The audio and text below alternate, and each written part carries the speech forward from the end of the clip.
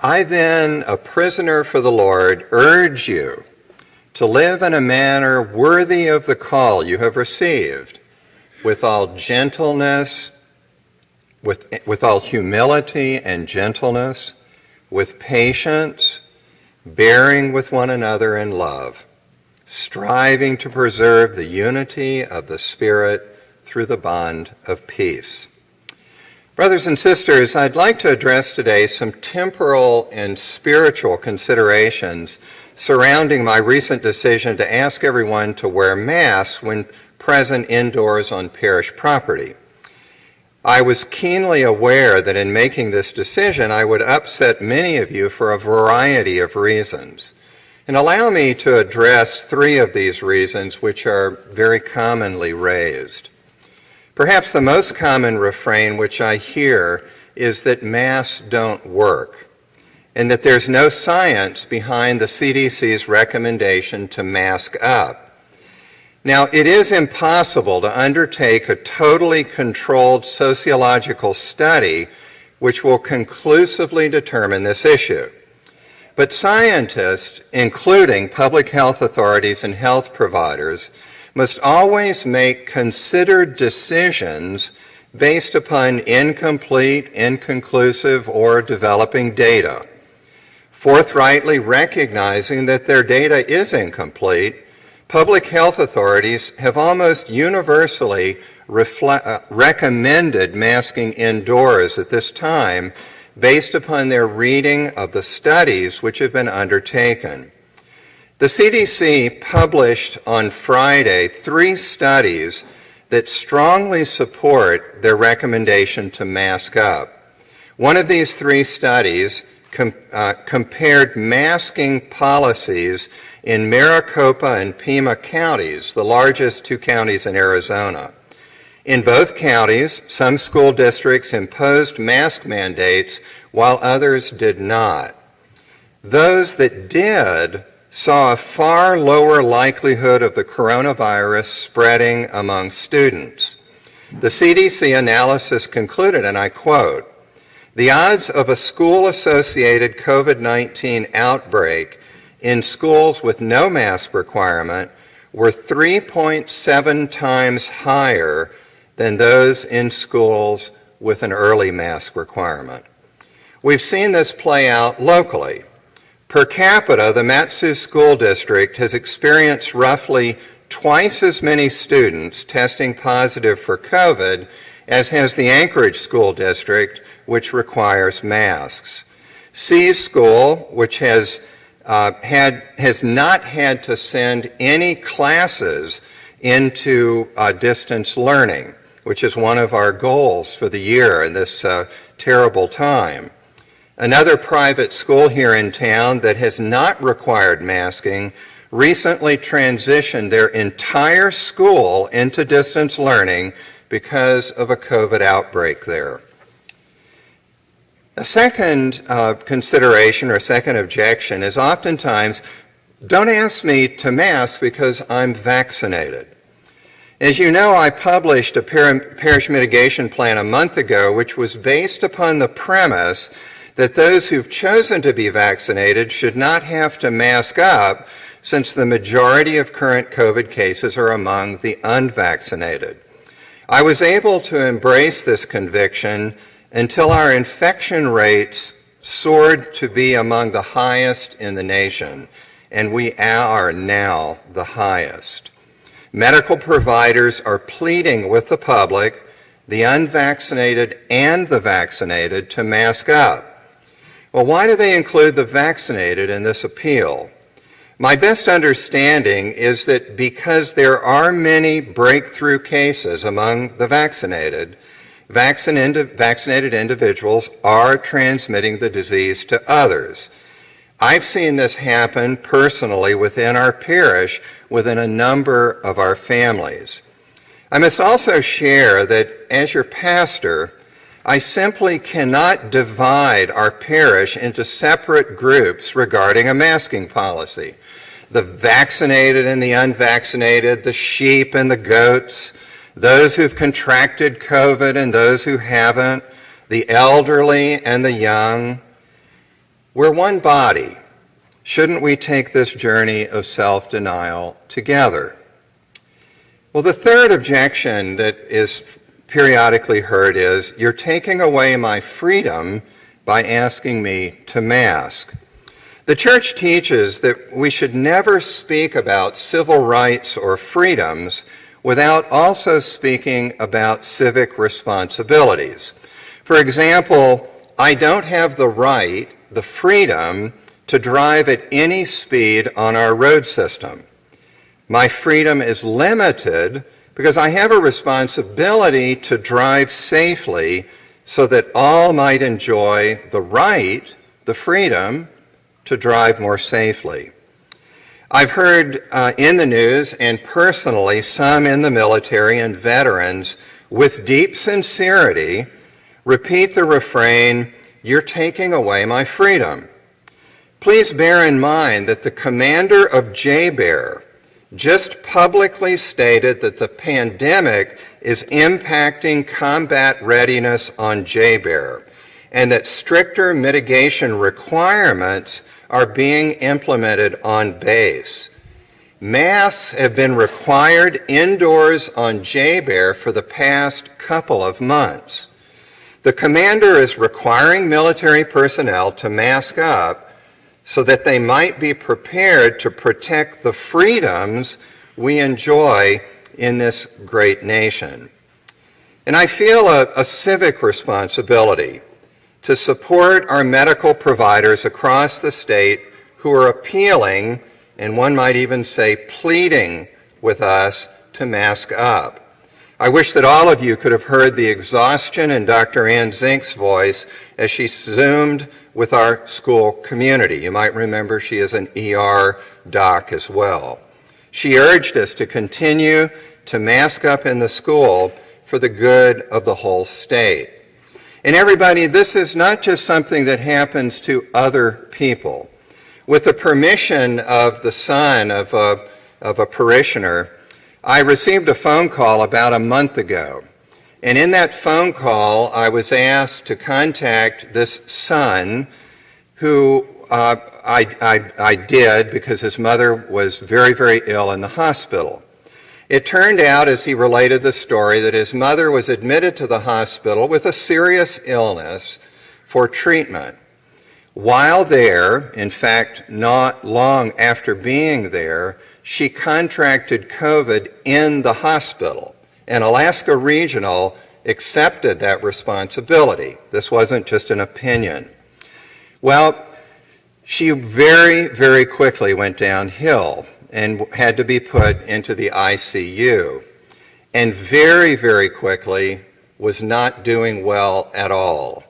So I was called and asked by the son to go in and anoint this woman, this parishioner, this active parishioner. And I called the ICU asking for permission to come in, and they said, no, you can't because of COVID restrictions in the ICU. I said, well, she's dying and she needs me to come in and anoint her. Would you please appeal to the head nurse, which they did and allowed me to come in. That, I don't believe right now, would even be possible at Providence Hospital and possibly not even at Regional. So I went in, I suited up, I anointed her. She was awake and was responsive to the anointing. And I took a video for the son, who was not allowed to come into the ICU at that time, so that he could see his mother there in the ICU waving at him. The next day, she was going downhill rapidly. They called the son into a conference in the ICU. And as was related to me by the son, they ended up, the ICU doc and a couple of ICU nurses, personnel, ended up in what he described and what just absolutely seems to me to be highly inappropriate pressure for him to take his mother off of the CPAP. He was devastated. He didn't have anyone else here in town that was close family to support him. I was his support. And so during this time frame, I tried to help him. Well, then I received a phone call when he felt so pressured he couldn't make a decision to do this. I received a phone call from the ICU nurse who was tending to his mother, and she said, "Father Scott, would you please come down and convince him to take his mother off life support?" Everybody, that's wholly inappropriate. I would never do such a thing. It's my desire to support individuals in the decisions that they make.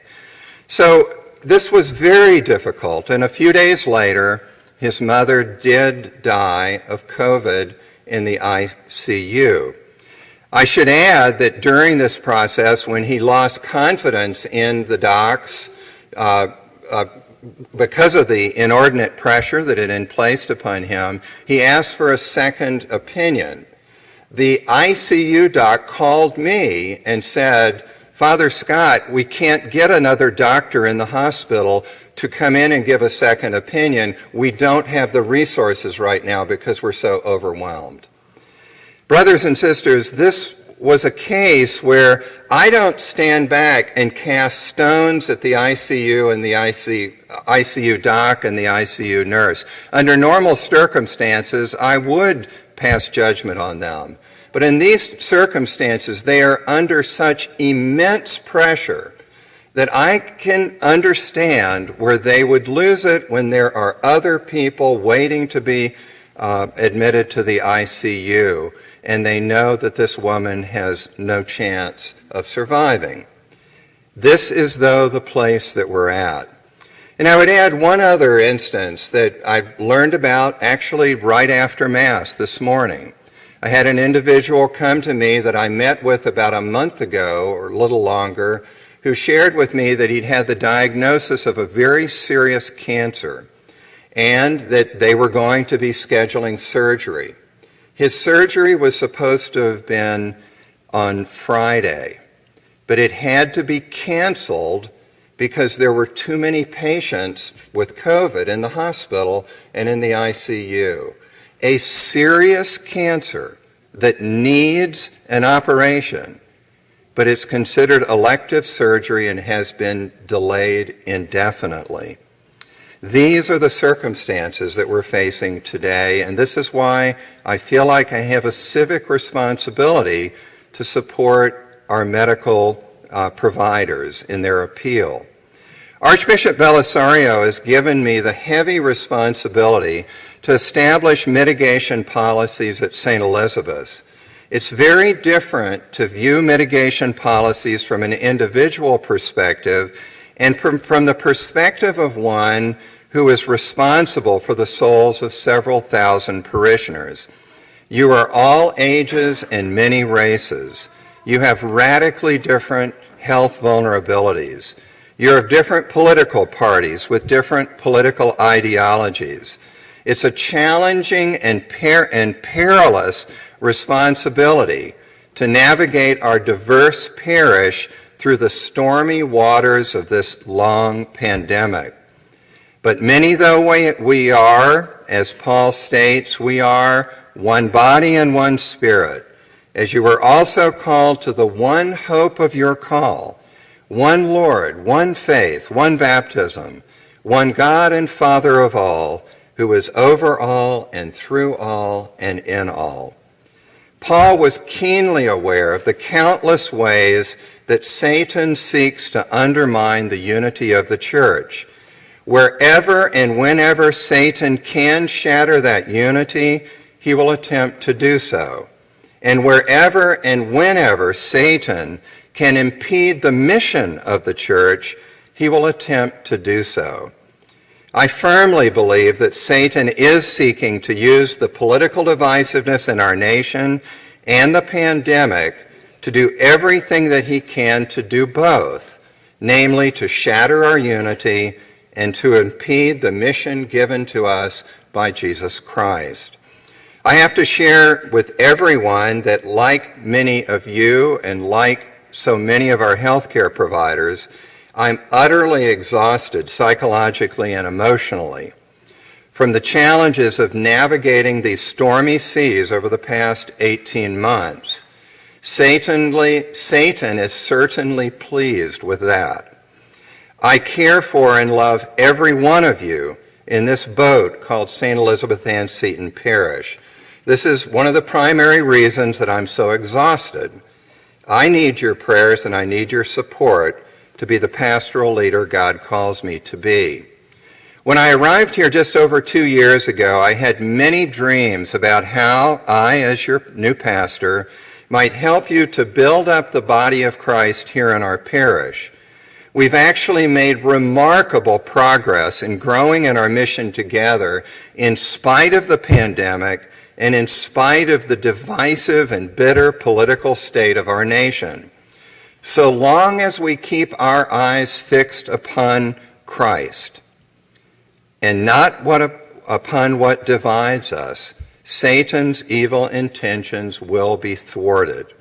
This is a journey that we need to take together as a parish community in a spirit of patience and understanding. Christ is the source of our unity. Christ will provide us the grace to forgive one another and to reconcile with one another. He'll also grant us the grace we need to move beyond our differences so that we can grow in God's love and spread God's love. Let us keep our eyes fixed upon Christ. And as Paul encourages us, let us live in a manner worthy of the call we have received, with all humility and gentleness, with patience, bearing with one another through love, striving to preserve the unity of the Spirit through the bond of peace. May Paul's divinely inspired words echo deeply in each of our hearts.